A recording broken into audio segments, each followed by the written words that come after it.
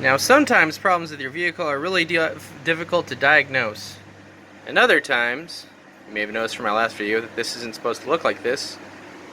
Other times you pull your brake rotor off and you find out that your emergency brake has aggressively disassembled itself inside your rotor, which now looks like this. So at least now I know. Big smiles. I don't really know what to do. This video might take a while to come out. This is John with Bezalel's workshop. If you know, you know. So today we are swapping out the hubs on the back of my Subaru Forester. Swapping out the hubs is a lot less painful than swapping out the bearings, which you can also do, especially with one of these. But generally you want to swap out the hubs. They're not that much more expensive than the bearings, and they're a lot less effort. And maybe one day when I do just bearings we'll look at that. But today we are first taking off the tire. So we've got a 1 1/4 half-inch drive for the nut. And I might re-record this later, but you want to take off this nut. So first we jacked it up, loosened up the lug nuts with 3/4 inch, and both of these have metric counterparts that will line up pretty well. I think that's I think the 1 1/4 equates to like a 32, and the 3/4 I think it equates to a 19. So we're gonna pop these off, and then you got the plastic cover that goes around here, and you're gonna want to hit that with a screwdriver. If you don't want to mar up your finish, which you might scratch it up a little bit, you'll have to take the tire off and then put the tire back on to get that off, because when the tire's off you can pop that out. But I don't care too much. I basically treat the Subaru like a farm vehicle. This is not a little wear on the rim is not the worst cosmetic damage on this vehicle. So after that, we've got this nut right here. And what's funny about these is they'll beat this section into this notch right here to lock it, just to make sure it never comes out while you're driving, which would of course be bad. So they beat that in. I've already got mine moved and loosened. And so what I did this time was I just took a little drill bit, about that big, kind of just small enough to fit in that crevice, and just kind of drilled out the part that's beat into this. And then you want to let the vehicle weight hold the tire still and the axle still, so it doesn't rotate with you, because if you don't have it secured, then when you try to apply torque on it, it's going to rotate the entire tire as opposed to just the nut. So now we've got our lug nuts loosened, we've got our axle nut loosened. You are going to want to buy a replacement for this, so if you're planning on doing this, just go ahead and add those nuts to your cart now, or not to name names, but certain auto parts stores. We're really all three of the big ones. They can get stuff to you really quick. Like I went to the store I went to, one of the big chains. They have that huge network, and these nuts were in Ohio, and they overnight them. They'll overnight stuff to your store for free. It's crazy how good they got. And like they're kind of the unsung heroes of getting off topic, because like it's incredible the infrastructure that these companies have, and they just get stuff to you so fast. So you go online. I couldn't find these in the stores posted online, but I went to the store in person and I asked for them, and they had them to me. If I was going to get them online, it was going to take days to get here, and I was going to pay for shipping, or just walked in the store and they just overnighted them store to store. It's crazy. Anyway, Just generally when you're shopping for things, that's something to look out for. Also, as opposed to Parts Geek, which obviously Parts Geek has a really good selection, return policy is pretty rough. You're going to lose some money. You're going to pay shipping on the return. Last time I went with Parts Geek, I ended up accidentally double buying because I double clicked, and they're like, you can return it, but you know, there's probably a restocking fee, and you have to pay return shipping, and so it's, you know, it's $20 cheaper to go with Parts Geek, but you have no customer support. Not if you have any problems with the equipment. Not really. Not compared to these big chains. These big chains, like, it can be your fault, and they'll normally just take it right back, no questions asked, give you back your money. There's a reason they have survived in the internet age. So that's something to check out. I'm gonna take some more stuff apart, and then I'll get back to you. Alright, so we got the tire off, and then next we're gonna take off the brake. This is your caliper. This is something with a different name that might come back to me later, and if it does, I'll let you know. So this here is your caliper bolts. These are what hold it to the mount, the frame for it. So you don't want to touch these right now unless you're doing a brake job. And then this right here is how you're actually going to take the whole thing off. It's you can take the whole thing off as one assembly. It's easy to do. Just make sure that you hold on to it. You got an ABS line right here. Watch out for that. And most people generally are just going to get bungee cords and hang it from the coil springs. This line is your brake line. If you are watching this video, you know why taking care of your brake lines is important, and why we don't want that kinked or damaged or falling under its own weight. So, right, so these bolts are for taking this off of the frame. This here is for taking,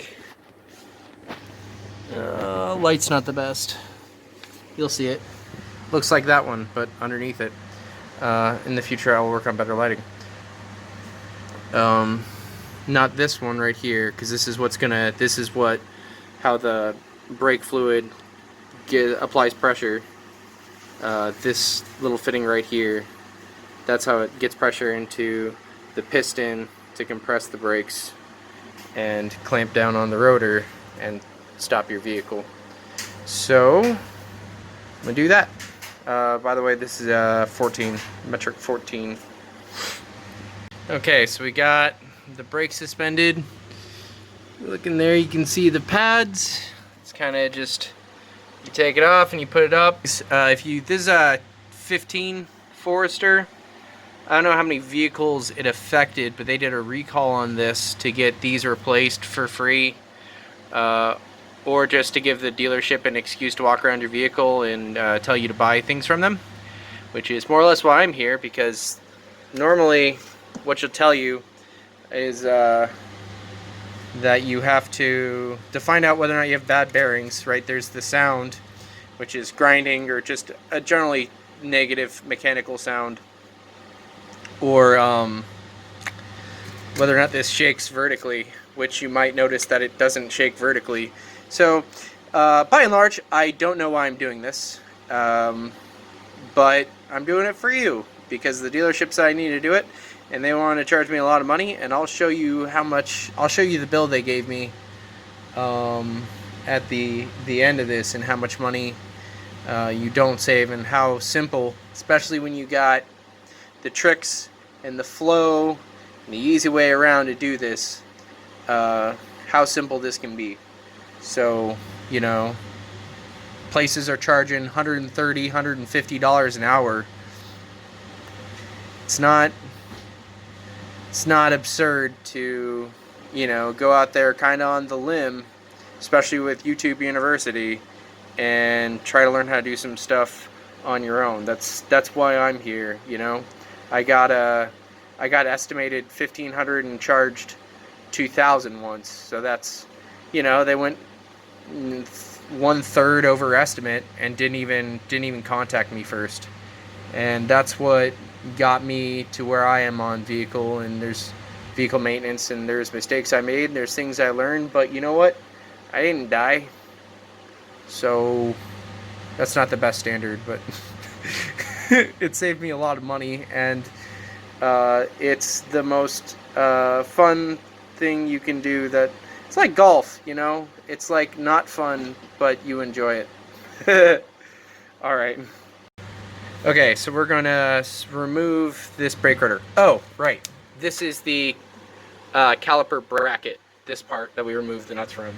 Another quick tip is get you a tackle box, and you can separate out all your different nuts and bolts. And you don't need to pile, mix them up, and everything gets all over the place. If you're working out on a dirt floor, this plastic wrap is $50 for 2,000 square feet or something like that. Just set this down. I mean, and that's for big six ply big sheet. You can get a small sheet for a lot less money than this. You put this down, and you have a cleanable surface. You don't get all dirty. There's just bare dirt underneath this, and you have a nice white background. You know, if you ever dropped a nut or bolt into the grass or into the dirt, it blends right in. Just having this little bit of plastic sheeting down will save you so much effort for surprisingly little money. Or if you don't have a garage and you're working on grass, you know, putting down a tarp and way down at the corners. Oh my gosh, so much nicer. All right, so let's give this a little beating. Don't give it too hard because you don't want to scratch up the threads on the lugs. And I don't think there's a retaining screw on this. I think it's just on there good. So we'll just beat her a little more. That sounded wrong. Long story short, beating it didn't work. If you see this hole right here and this hole right here, those are for driving a screw in. This is a M12 screw. I'm pretty sure they're standard threading. Like, I'm not completely versed up on that, but this will let's make it a little bit easier. Let's see how this goes for us. So we just got, I had one of these lying around. Dang it, I gotta hold this. But any standard M12 screw should do. You can get them at any hardware store. A lot of automotive parts stores will have it. Wide angle, so you can see when I drive the screw in, the copper's gonna start, or the rotor's gonna start breaking away.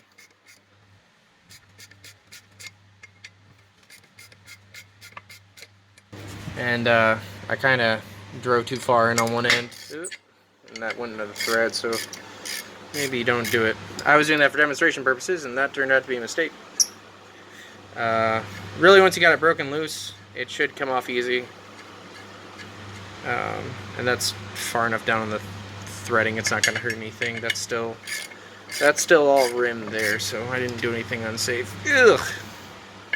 Sheen, they're good.